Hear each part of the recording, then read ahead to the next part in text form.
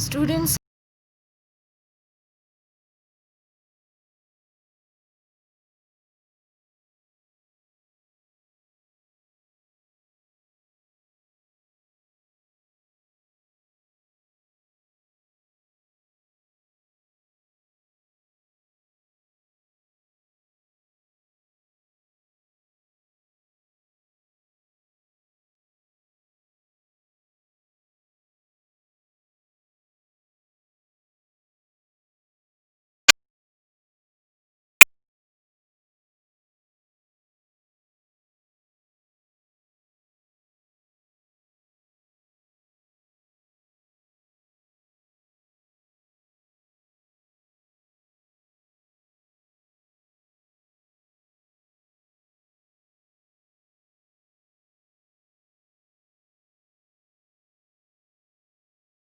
یہی چیز ہم لوگوں نے پڑھا تھا کہ the process of transfer of pollen greens from اینتھر to stigma.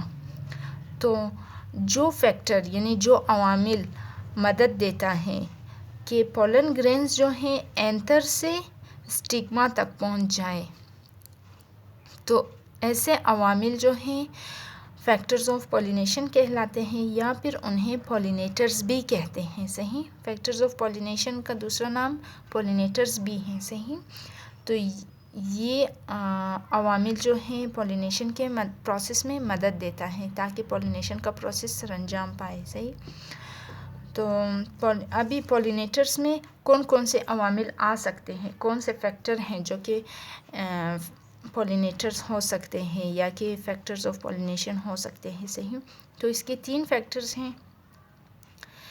ایک ہے ونڈ یعنی ہوا، اینیمل، واٹر. تو پولینیشن کا پروسیس جو ہے وہ ہوا کی مدد سے بھی ہو سکتا ہے، اینیمل کی مدد سے بھی ہو سکتا ہے، اور واٹر کی پانی کی مدد سے بھی انجام پاتا ہے. صحیح، پولینیشن کا پروسیس جو ہے ان تینوں عوامل کی وجہ سے سر انجام پاتا ہے. صحیح، تو سب سے پہلے ہم لوگ دیکھیں گے کہ ہوا کے ذریعے کیسے پولینیشن کا پروسیس ہوتا ہے. صحیح، ہوا جو ہے کیسے مدد دیتا ہے پولینیشن کے پروسیس میں. Pollination by wind.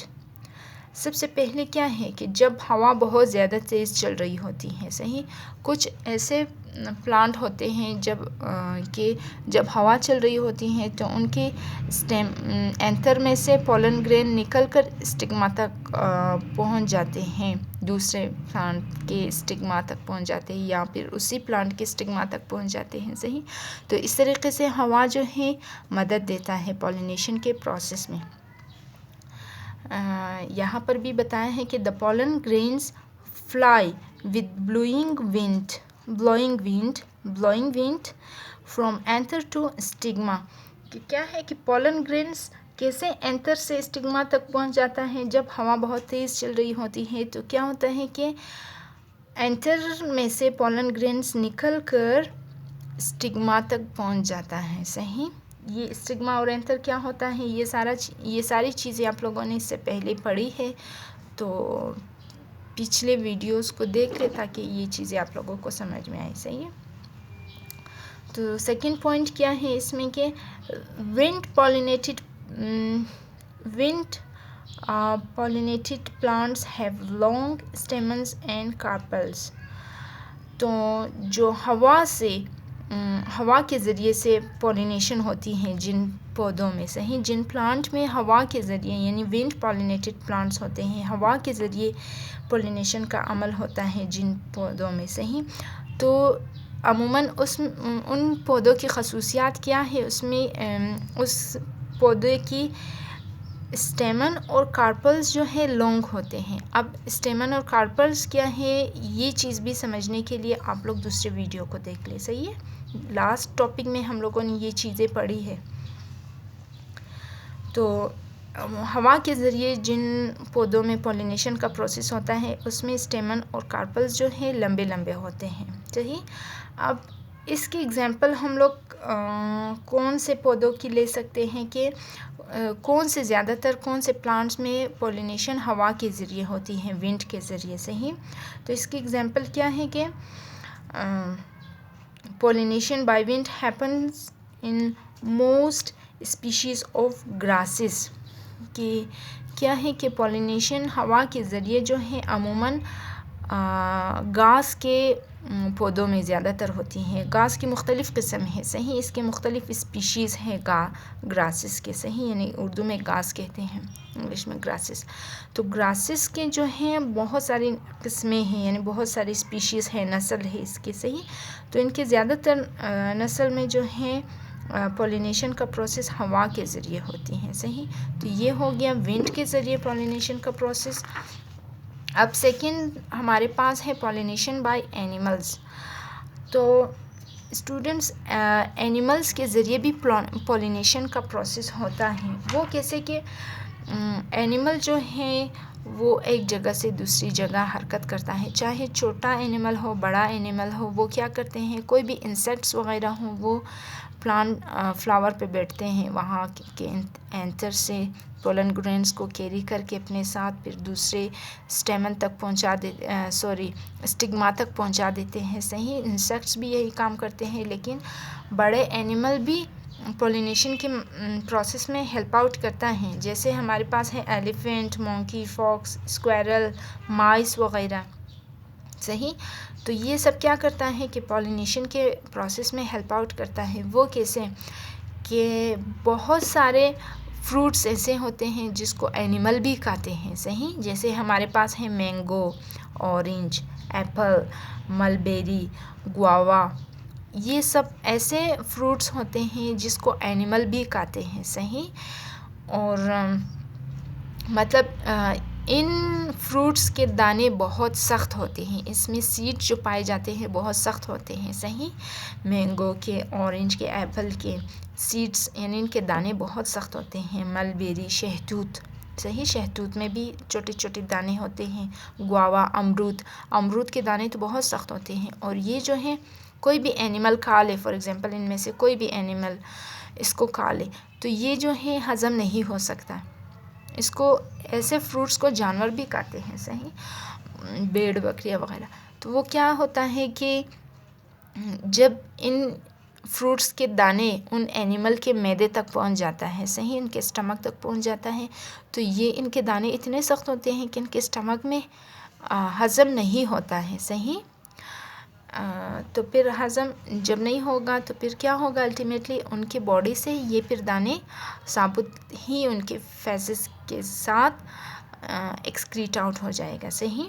And the seeds of these fruits are too hard to digest by the animals. اور ایسے فروٹس یعنی مینگو, اورنجز, اس ٹائپ کے فروٹس کے دانے بہت سخت ہوتے ہیں جن کو ہضم کرنا جانور کے لیے بھی بہت مشکل ہوتا ہے. تو الٹیمیٹلی کیا ہوگا, یہ دانے, ان فروٹس کے دانے جو ہیں ان کے باڈی سے باہر نکل آئے گا صحیح, ان کے فیسز کے ساتھ صحیح. اور کیا ہوتا ہے کہ ہم لوگ جو ہیں پلانٹس کی یعنی کہ پلانٹس وغیرہ کی اچھی گروتھ کے لیے ہم لوگ فرٹیلائزرز کو یوز کرتے ہیں صحیح. جو فرٹیلائزرز کیا ہوتے ہیں, یہ جو ہے پلانٹ کی گروتھ میں ہیلپ آؤٹ کرتا ہے صحیح. تو اور اینیمل کے فیسز کو ہم لوگ کیا کرتے ہیں, as a natural fertilizers use کرتے ہیں صحیح. جیسے ہم لوگوں نے آپ لوگوں نے بھی دیکھا ہوگا اسٹوڈنٹس کے لوگ جو ہیں وہ جانوروں کے گوبر کو مطلب اپنے درختوں کے پاس ڈالتے ہیں صحیح, تاکہ وہ درخت کی یا ان کے پودوں کی اچھی گروتھ ہو جائے صحیح. تو وہ اینیمل فیسز کو یوز کرتے ہیں. Animal phases are used as natural fertilizers for plants. تو جب اینیمل فیسز کو یوز کیا جاتا ہے فرٹیلائزرز کے طور پر, تو ہم لوگوں نے کہا کہ کچھ اینیملز جو کہ فروٹس کھاتے ہیں ان کے سیڈز جو ہے ہضم نہیں ہوتے ہیں, ان کی فیسز کے ساتھ ایکسکریٹ آؤٹ ہوتے ہیں. تو اگر ان فیسز میں وہ سیڈ موجود تھا صحیح, اگر ان اینیملز کے فیسز میں سیڈ وغیرہ موجود تھا تو اینیمل جگہ جگہ پر بھی یہ اپنا فیسز جو ہیں وہ ایکسکریٹ آؤٹ کرتے ہیں صحیح. تو مختلف جگہوں پہ جب ان کے فیسز گرتے ہیں تو ساتھ میں ان کے معدے سے وہ فروٹس کے دانے بھی تو نکل رہے ہوتے ہیں صحیح. تو کیا ہوتا ہے، تو پھر وہ دانے وہی زمین پر جہاں پر گرتے ہیں تو آہستہ آہستہ اگر اسے پانی مل گیا، صحیح ٹیمپریچر مل گیا، تو وہاں پر بھی وہ پلانٹ پھر نیا پلانٹ اگائے گا اس سیڈ سے، صحیح، جو کہ اس اینیمل کے فیسس میں موجود تھا. یا تو یہ کنڈیشن ہو سکتی ہیں، یا پھر یہ بھی ہو سکتا ہے کہ کچھ فروٹس کے دانے ایسے مطلب ہک کی طرح ہوتے ہیں، کانٹے کی طرح، جو کہ جانوروں کے بالوں کے ساتھ چپک جاتے ہیں، صحیح، جو مختلف جانوروں کے بال یا ان کے کال کے اوپر، ان کے پر کے اوپر ایسے چپک جاتے ہیں. جب وہ جانور ایک جگہ سے دوسری جگہ حرکت کرتا ہے، صحیح، تو پھر ساتھ میں کیا ہوتا ہے کہ وہ دانے یا وہ سیڈ بھی ایک جگہ سے دوسری جگہ حرکت کرتا ہے. پھر وہ جو ہے دوسری جگہ کہیں پر جہاں پر جانور وغیرہ اسٹے کرتا ہے، تو وہاں جا کر وہ سیڈ جو ہے جہاں پر اسے اچھی آب و ہوا ملے، پانی وغیرہ مل جائے، تو وہ سیڈ وہاں پر پھر نیا پودا بنائے گا، صحیح. تو اس طریقے سے اینیمل بھی جو ہے پولینیشن کے پروسیس میں ہیلپ آؤٹ کرتا ہے، صحیح. اب تھرڈ نمبر پہ ہمارے پاس ہیں پولینیشن بائی واٹر. کہ پولینیشن بائی واٹر کیسے ہوتا ہے؟ اسٹوڈنٹس، کچھ ایسے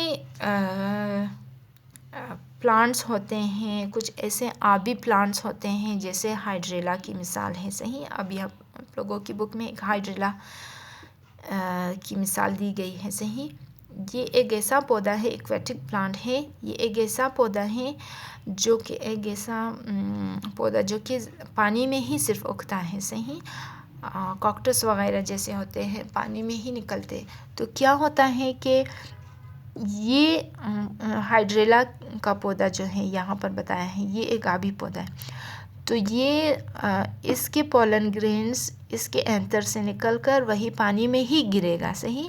ہائیڈریلا کا جو پودا ہے، اس کا پولن گرین اس کے اینتر سے نکل کر پانی میں ہی گرتا ہے. جب وہ پانی بہہ جاتا ہے، صحیح، پانی جب بہتا ہے تو وہ کیا ہوتا ہے، پولن گرینز پانی کے ساتھ فلو کر کے وہ آگے نکل جاتا ہے، پھر کسی دوسرے پودے کے اسٹگما تک پہنچ جاتا ہے. پھر وہاں پر یہ پولینیشن وغیرہ کا پروسیس ہوتا ہے اس طریقے سے، صحیح، پانی کے ذریعے. The pollen grains of hydrilla falls into water and reach to other plant with the flow of water. تو اس طریقے سے پولینیشن کا پروسیس ہوتا ہے پانی کے ذریعے، صحیح.